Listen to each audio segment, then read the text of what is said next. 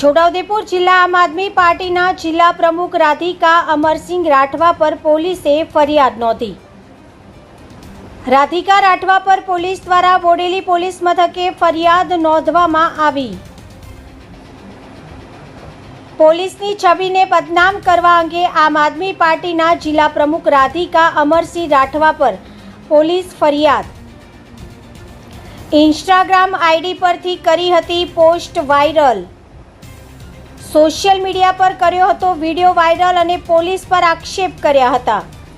Bodeli PSI જેવી પગીએ નોંધાવી ફરિયાદ।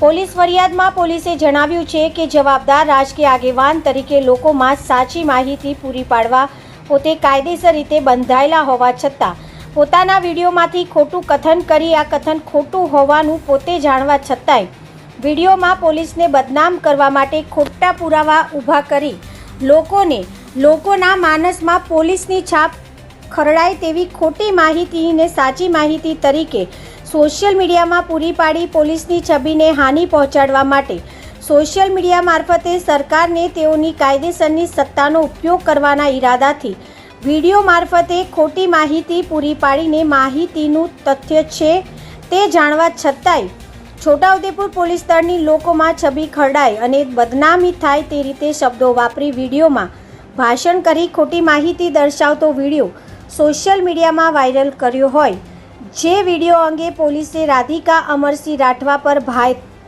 ભારતીય ન્યાય સંહિતા 2023ની કલમ 212(2), 217(b), 229(2) મુજબ ગુનો નોંધી કાર્યવાહી હાથ ધરી છે।